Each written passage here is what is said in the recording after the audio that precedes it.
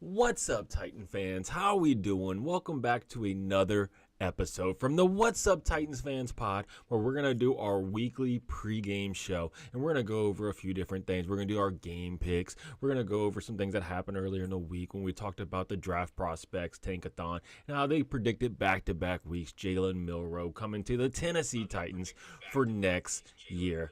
But look, before we get started, as we're waiting for people to enter the channel, let me go ahead and insert the plug. If you're not following me on YouTube, TikTok, and X, make sure to follow me on all three platforms. The handle's the same no matter where you go. It's the What's Up Titans Fans pod, where I put out videos all throughout the week. I'm talking Monday through Friday. I do pregame videos, post-game videos, ESPN power rankings, the draft prospect videos. I do it all. So just make sure to send me a follow, like the videos. It helps the channel out. And look, I know like TikTok or something's going away. You see stuff in the news about it. If it is, you know what? I'll just make a platform somewhere else, right? Not sure where yet, but of course YouTube's going to be around. So just keep following me on YouTube. That'll be like the main channel where everything is on YouTube, because you know, it's not going anywhere. Unlike TikTok, people don't like it, so it's getting banned. But anyway, let's go ahead and hop into things. Look, we'll go through the game picks. We'll pick each team. When we get to the Tennessee Titans, we'll do a further breakdown of the Tennessee Titans versus the Cincinnati Bengals for this week. And look, Thursday night football already happened. As you saw, the Rams, they beat the Niners 12-6. I know the Niners are struggling with a lot of injuries this season, so it is holding them back, because they should be a lot better than what this 6-8 record is showing right now for the San Francisco 49ers. Then on Sunday, we're just going to go down the list. Chiefs, Browns. Everyone's expecting the Chiefs to win. I really don't have a doubt in my mind, unless something crazy happens. Jameis Winston comes out and he's balling. It should be the Chiefs. They got the refs. They got everybody. It's going to be the Chiefs winning this game big time. Patrick Mahomes, 20 touchdowns, 11 interceptions on the year. Let's see what they got for Jameis. See his stats. I think he's doing decent, right? Jameis Winston, 13 touchdowns, 9 interceptions. So, he is positive. Not the best, but, hey, he is positive on the year. Now, we're going to get into the Bengals versus the Titans, right? This is what all of us are here for, the Bengals and the Tennessee Titans. We're going to get blown out, right? But if you look at the ESPN analytics, man, they only give us a 38.4% chance of winning this game. That is going to be tough. Look, Joe Burrow on the year, this dude is dominating. 33 touchdowns, 6 interceptions. Meanwhile, Levis, 12 touchdowns, 9 interceptions. He has been better since he's come back from injury, but he started off the season very, very rough. And it's crazy, the Bengals only got 5 wins on the season, even though Joe Burrow's doing as good as he is. But, that just comes with having a bad defense. And then for injuries, real quick, if we look at ours, any major ones for them, they got Orlando Brown out. They got a couple guys questionable, Cody Ford and Charlie Jones. Sheldon Rankins is out. But for us, Roger McCreary, he didn't play last week. He's still questionable. Tony Pollard, questionable. Otis Reese, he got a big interception last week. He is questionable right now as well. And of course, I think certain players will be out, like Snead and all of them. They're always out, right? All right, let's go ahead and get some of these other picks out the way. But yeah, the Bengals are gonna blow us away. Next, you got the Saints and the Commanders. Saints are starting that Hainer guy this week. No one really knows what he has. All you see is his Instagram model pics, with him in his uniform. But I'm going to pick the Commanders for this one. Commanders should come out there and do well. Jaden Daniels, he's trying to get Rookie of the Year. 15 touchdowns, 6 interceptions. If we look, we'll see what ESPN says about it. Yeah, they're showing the Commanders 68.8%. Meanwhile, the Saints only 30.9%. Jaden Daniels, you see his stats. Derek Carr, he's questionable. 15 touchdowns, 5 interceptions. But like I said, he ain't playing. It's going to be Hainer coming in for his first start in the NFL. Let me know how you feel about that, right? Then we got the Ravens and Giants. Ravens should come out on top. Lamar Jackson's having an outstanding year. Giants, I think they're starting Tommy DeVito this week, but we'll see. If we look, ESPN gave them an 81.7% chance of winning. Meanwhile, them Giants only at 18.2%. So, yeah, it should definitely be the Ravens all the way. Lamar Jackson, 29 touchdowns, 3 interceptions on the year. Oh, that's why their passing yard leader is Drew Lock. And he barely even played any games, but they got him right here. 2 interceptions, no touchdowns on the year. That is crazy, huh? That is crazy. So let's go ahead and go down to the Panthers and Cowboys. Now, this could be anyone's game right here. The Panthers, I'll go ahead and give this one to the Panthers, right? Because the Cowboys, I know they got Cooper Rush in there. He's been doing decent. But Bryce Young, he's been turning things around, right? I know he has 7 touchdowns, 7 interceptions. But Bryce Young's been on the up and up the last few weeks. And the Panthers, they're on they have a better future. It looks like a better look toward the future than our Tennessee Titans. But the Panthers right here sitting at 47% chance to win the game. ESPN has it almost even, right? 51%, 47%. But, Dak Prescott's out, so we'll see how this game goes. It's going to be one of those crappy games, but I think the Panthers might be able to pull that one out. And here's another one where it could be anyone's game. The Jets and the Jaguars, right? But this, I'm gonna have to go with the Jets on this. They're both 3-10, but they got Aaron Rodgers. I know the Jags just beat us last week, but they have one of the worst defenses in the league. Even though, granted, they stopped us to 6 points, right? So 6 points, but they still have one of the worst defenses in the league. Let's see what ESPN says about it real quick. Yeah, they're giving the edge to the Jets, 61.8% to the Jets. Yeah, Trevor Lawrence is on IR for him, as we saw last week. So, they're going to have Mac Jones in there. I don't believe in Mac Jones. You don't believe in Mac Jones. No one believes in Mac Jones. So, Aaron Rodgers all day, 20 touchdowns, 8 interceptions for him on the season. But both these teams beat us this year. So, and, both of them is at the bottom of the league. Granted, we're a bottom league team, but we got beat by both of these teams who are bottom of the league teams.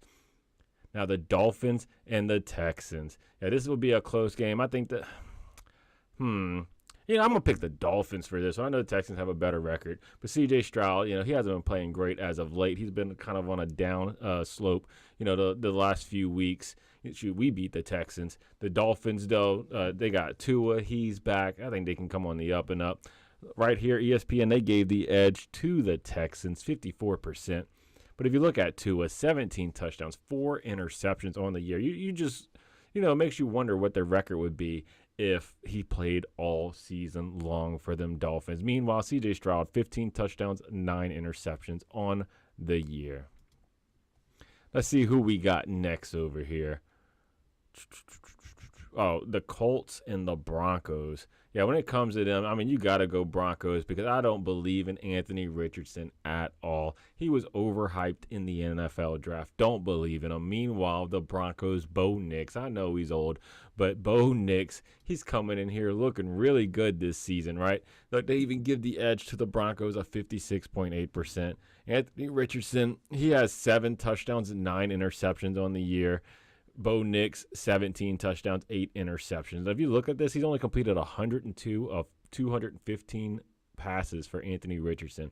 That's under half. He's still sitting under 50% completion rate. That is horrible for a QB. I don't understand, all the hype around Anthony Richardson. I hope it goes away next year because he's not a good QB. He wasn't in college. He just had a good combine. But, hey, they tried to hype him up. He was injured all last year, still injured some this year, and his stats are not good. He doesn't play very well. So, yeah, definitely to the Broncos for that pick. Now, to pick the next game, it's the Bills and the Lions. This is a close, they're both really good teams. They really are. But I got to go with them Lions. Them Lions are dominant this year. They're my Super Bowl favorites right here to win the Super Bowl is the Lions. They beat the doors off of us. I know a lot of teams have, but come on, they could have put up 70. But 57.2% goes to the Lions from ESPN, so they believe in Detroit as well. Looking at the quarterbacks, hey, Josh Allen, heck of a year, 23 touchdowns, 5 interceptions. Meanwhile, Jared Goff is doing pretty good himself, 25 touchdowns, 10 interceptions. You got to give the edge, though, to Jared Goff and them Lions. They're just playing too good. They're the better team all around, right? Then we're going to them Steel Boys and the Eagles. With this one, I got to pick the Eagles. The Eagles are just, if you look at their roster on paper, the Eagles are too dominant of a team. Jalen Hurts, Saquon Barkley, A.J. Brown, Devontae Smith. They got weapons everywhere. And then if you were with me the other day when I did the video, we were talking about the Eagles, and they have the #1 defense in the league when it comes to yardage, right? When it comes to all yardage, passing yards and rushing yards, total yardage. Eagles, number one defense in the league, along with all those weapons everywhere. We got CC Clips in the house. He said Chiefs Kingdom. Yeah, you know the Chiefs, man. We talked about them. They're going to win this week. I mean, you guys versus the Browns. That should be an easy week. It's basically a bye week for them Chiefs, right? Even though the Chiefs have been in a lot of close games this season. But they have been coming out on top. He said light. Then let's see what ESPN picks for them. Yeah, they picked the Eagles. That's what I figured. It was going to be the Eagles because the roster's too dominant. You know, they got Russell Wilson for them Steel Boys, 13 tutties, 3 interceptions. And they got Jalen Hurts, though, for the Eagles, 16 touchdowns, 5 interceptions. But Barkley's having an outstanding season. Look at this. His yards almost double Najee Haji's, dude. It is insane. Yeah, George Pickens, he has a little bit more yards. But A.J. Brown, you know he's one of the best receivers in the league. Who do I think is going to make it to the Super Bowl? Man, you talking NFC. I mean, you got to go with the Lions. Lions right now are the best team in the NFL, you know, unless something crazy happens. They're just dominating teams, you know, and they're could be scoring more points, but they show mercy in the fourth quarter, and they eventually slow it down. In the AFC, I mean, it's going to be the usual, you know, you're talking Chiefs or like the Bills, you know, for that side. Basically, whoever's going to be the winner of that game is going to be on the Super Bowl. But I think overall, I think the Lions probably win it all this year. The Lions are just too good. But then you're talking the Patriots and Cardinals over here. Hey, CC Clips, let me know your picks. I know you're a Chiefs fan, so you're probably going to have the Chiefs in there, but let me know who you think can make in the Super Bowl. But the Patriots, Cardinals, if you go between these, you got to go with the Cardinals. He said, I need the Titans to – oh, Titans ain't winning. Titans are not beating the Bengals. That would be crazy. That would be crazy for that. I know the Bengals don't have a good defense, but neither did the Jags, and we only put up 6 points on the Jags. Meanwhile, the Jags have a horrible offense, and they have Mac Jones, so we stopped them to 10 points. Meanwhile, the Bengals have one of the best offenses in the league. You're talking Joe Burrow, 33 touchdowns on the season with only like 5 interceptions or something. We're going to get slaughtered. It shouldn't be close. It shouldn't be close unless they went out and got drunk or something the night before. They're not playing, but yeah, Cardinals, they should beat the Patriots. I know it's been a little tough for Joe Burrow. I mean, not Joe Burrow. Still got him on my mind.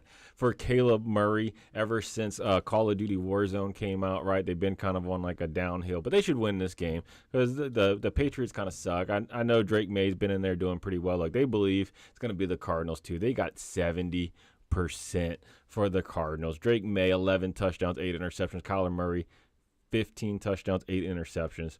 But if you look at this with the Cardinals, they lost their last 3 weeks. Like I said, since Call of Duty Warzone came out, it happens every single year.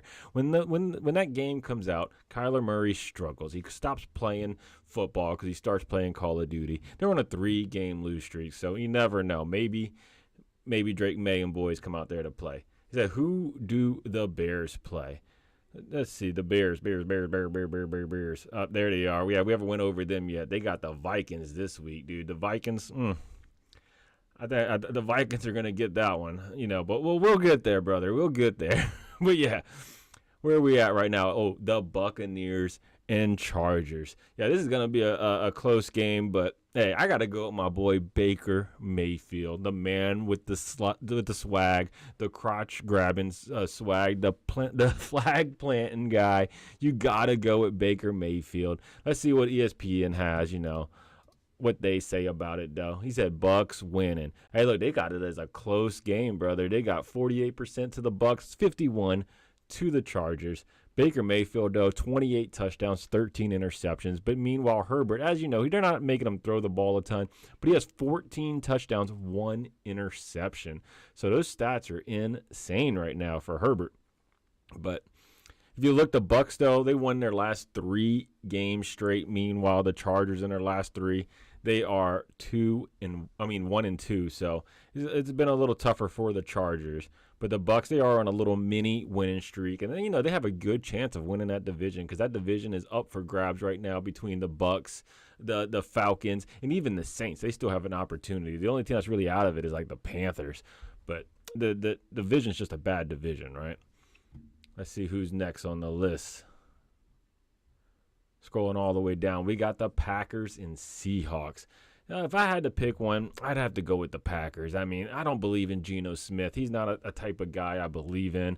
I know, and Jordan Love, I mean, he's been playing pretty good, and I believe in their coach. I mean, when we played the Packers, they didn't even have Jordan Love in the game, and he came in. Malik Willis came in, and they designed a game plan just for Malik Willis. He did very well. I believe in their coach.